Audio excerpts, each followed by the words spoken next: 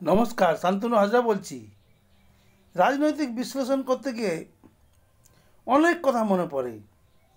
যাদের দেখেছি তাদের কথা মনে পড়ে, যাদের দেখিনি, আমার কর্মজীবন বা আমার জন্মের আগে যারা করে গেছে তাদের কর্মকাণ্ড পড়ি।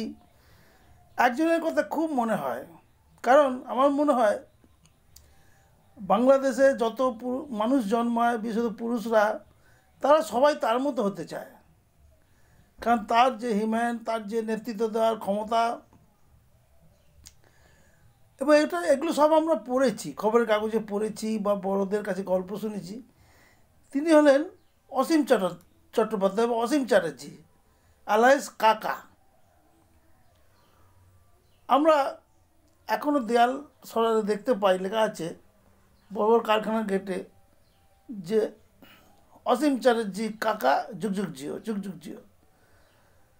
আবার কোথাও লেখা আছে ফ্যাসিস্ট আদালত মানি না, বিচারের আগে ফাঁসি দাও। আবার লেখা থাকতো আর কি, আগেও পড়েছি, মনে আছে যে সেদিনের আর বেশি দেরি নেই, যেদিন বড় লোকের পিঠের চামড়া দিয়ে গরিবের জুতো তৈরি হবে। আরেকটা লেখা থাকতো চীনের চেয়ারম্যান আমাদের চেয়ারম্যান। তো এই অসীম চ্যাটার্জি, উনি এখন কেমন আছেন? অনেক বয়স হয়ে গিয়েছে, কিন্তু উনি 69 সালে একটা সাধারণ ছেলে ছিলেন। সাধারণ ছেলে, বাগ্মী, এদিকে ধুরন্ধর বুদ্ধি সম্পন্ন ব্রিলিয়ান্ট ছেলে। উনি পড়তে এসেছিলেন প্রেসিডেন্সি কলেজে। প্রেসিডেন্সি কলেজে ছেলেরা, ছাত্রছাত্রীরা প্রথম দর্শনেই তাকে তাদের নেতা বানিয়ে ফেলেন। এবং ওনার যা ভাষণ, ওনার যা বক্তব্য শুনে সহপাঠীরা তাজ্জব হয়ে যেতেন, তাদের রক্ত গরম হয়ে যেত।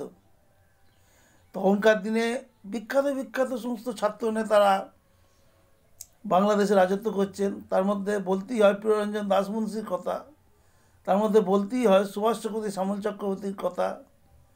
আর সবার উপরে যিনি ছিলেন তিনি হলেন শ্রদ্ধেয় অসীম চট্টোপাধ্যায় বা অসীম চ্যাটার্জি। এই অসীম চ্যাটার্জি নকশাল আন্দোলনের একজন প্রাণ পুরুষ ছিলেন। তখন নকশাল বলতে বোঝাতো, বা আজও নকশাল বলতে নকশাল নেতা বলতে বোঝাচ্ছ কানু সান্যাল, চারু মজুমদার আর অসীম চ্যাটার্জি। এছাড়া অনেক ছিলেন, পাঞ্জাব রাও, সঞ্জয় রানা, এদের নামও ছিল, অনেক মহিলা নামও ছিল। এবং এরা যে পথেই হোক আর ভারতবর্ষে একটা মুক্তি আন্দোলন আনার চেষ্টা করেছিল। তখন জমির লড়াই, কমিউনিস্টরা জমির লড়াই করছে, যে যেদিক দিয়ে পারছে যোদ্ধা জমিদারদের স্বার্থে আঘাত করছে। তার মধ্যে নকশাল আন্দোলন হচ্ছে আউটবাস্ট একটা, দীর্ঘ 100 বছরে সে পুঞ্জীবিত মানুষের ক্ষোভ, সমস্ত জমি জায়গা সব জমিদাররা যোদ্ধাররা দখল করে রেখেছে। আর দেশ ভাগের পরে গরিব মানুষ সেই জমির কোনো অধিকার পাচ্ছে না, তাদের সামনে কোনো পেশা নেই, তাদের খাবার দাওয়ার কোনো সংস্থান নেই। কিন্তু এই জমির যদি সমবন্টন হতো, কিছুটা বন্টন হলে, যেটা আজকে হয়েছে, মানুষ খেয়ে পরে অন্তত বেঁচে থাকতো। তো সেই সময়ই জন্ম নিয়েছিলেন, সেই সময়ই আবির্ভাব হয়েছিল এই অসীম চ্যাটার্জির মতো নেতাদের। তবে উনি প্রথম জীবনই ধরা পড়ে গেছিলেন পুলিশের হাতে। তারপরে উনি জেলে বসে বিভিন্ন বই পড়াশুনো করতেন এবং সবাই তাকে দেখতে আসতো, কেই অসীম চ্যাটার্জি, কেই কাকা। আজও তিনি শ্রদ্ধার জায়গায় আছেন, এখন বয়স হয়ে গেছে। নকশালপন্থী আন্দোলন সীমিত হয়ে গেছে বহুকাল আগেই। তো অসীম চ্যাটার্জি বসে নেই, উনি একজন বিপ্লবী, উনি একটি আদর্শে বিশ্বাসী মানুষ। উনি এখনও দেখি পণ্ডিতিয়া রোডে ওই হাজরা বা ওই ধরনের ছোটো ছোটো কারখানার শ্রমিকদের নিয়ে উনি সংগঠন তৈরি করেছেন। উনি সিওআইএমএল বলে একটি সংগঠনের সঙ্গে যুক্ত। এবং একটা সময় দেখেছি আমরা যখন বড় হই যে বামফ্রন্ট নেতাদের খুব আদরের ছিলেন উনি।